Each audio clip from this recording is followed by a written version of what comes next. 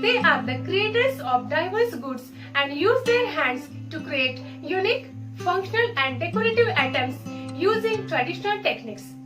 Weavers are one of them. Today we shall study the poem based on the craft and skills of Indian weavers. The name of the poem is Indian Weavers.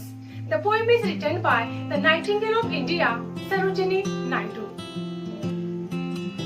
Sarojini Naidu was a political activist, feminist and the first Indian woman who became the president of the Indian National Congress. She was an important figure in India's struggle for independence. Indian Weavers is a short poem. The title is apt. Why? Because the poetess here appreciates the craft and skills of Indian weavers. Here the poetess talks about three types of garments that the weavers weave at three particular times of a day. Each stanza represents the three stages of human life. Which stages?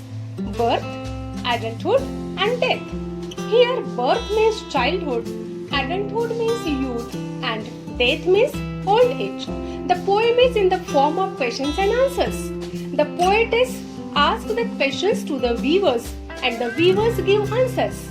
Their answers are related to the stages of human life.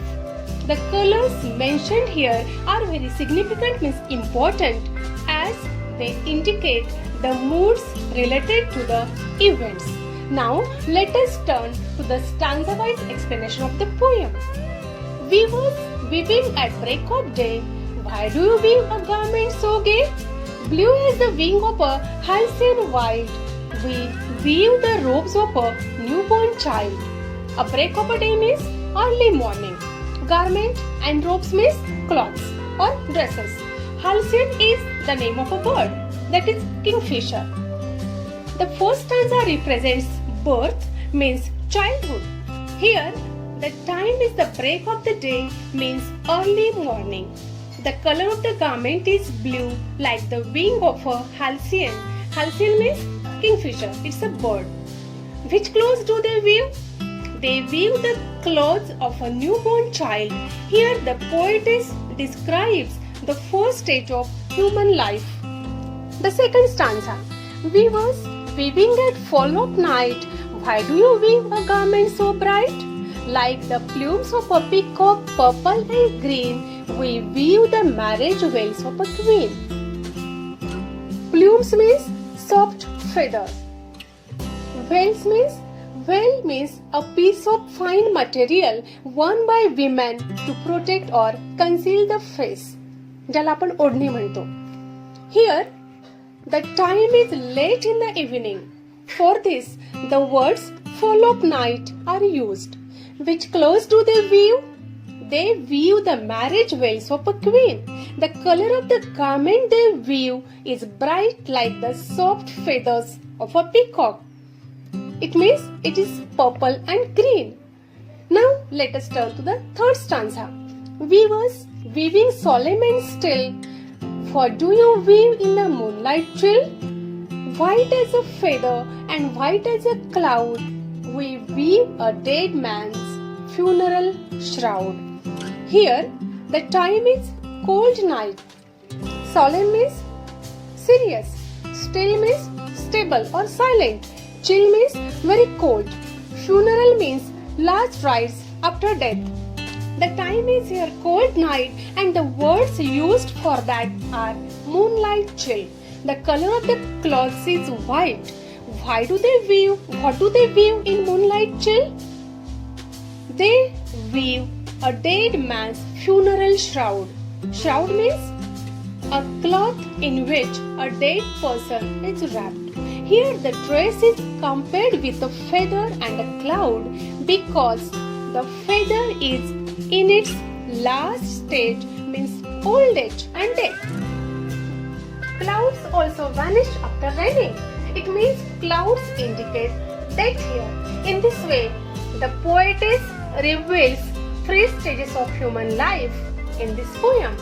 Now, let us turn to the figures of speech. In this poem, the main figure of speech is alliteration. It is frequently used here. See the first line. We was weaving at break of day. Here is alliteration because the sound of W is repeated. The second line. Why do you weave a garment so gay? Here is also alliteration because the sound of W is repeated.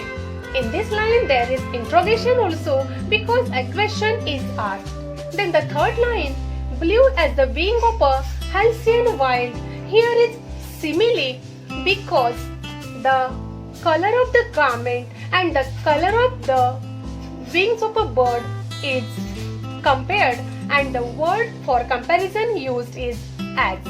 Then the fourth line, we view the rose of a newborn child. Here alliteration because the sound of W is repeated. Then second stanza, first line, we was weaving at fall of night. Here is alliteration because the sound of W is repeated pleasingly. Then the next line, why do you weave a garment so bright? Here is also alliteration because the sound of W is repeated pleasingly. In this line there is interrogation also because a question is asked. Then the next line, like the plumes of a peacock, purple and green. Here the figure of speech is simile because there is the comparison between the color of the garment and the color of the feathers of peacock. The word used for comparison is like. Then the next line, we weave the marriage wealth of a queen. Here is alliteration because the sound of W is repeated pleasingly. Then the third stanza, the first line, we was weaving solemn and still. Here is also alliteration because the sound of W is repeated pleasingly. The next line in the same stanza, what do you weave in the moonlight chill?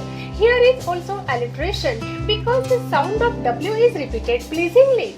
Here is interrogation also because the question is asked. Then the next line, white as a feather and white as a cloud. In this line, there are two figures of speech. The first is simile because here the garments are directly compared to the feather and the cloud. Another figure of speech here is repetition because in the same line the word white is repeated. Then the next line, we weave a dead man's funeral shroud. Here is alliteration because the sound of W is repeated pleasingly. Now we shall see the critical appreciation of the poem. The poem Indian Weavers is written by the Nightingale of India, Sarojini Naidu. The poem describes the three phases of human life: birth, adulthood and death. The colors indicate the moods related to the three stages of life, that is childhood, youth means marriage and old age. To present this, the three different times, morning, evening and night are used. The pattern of the poem is in question-answer form. There are three stanzas of 4 lines each. The rhyme scheme is AA, BB. The figures of speech mainly used are alliteration, simile, repetition and interrogation. I hope you have understood the poem. In the next video, we shall meet with another poem.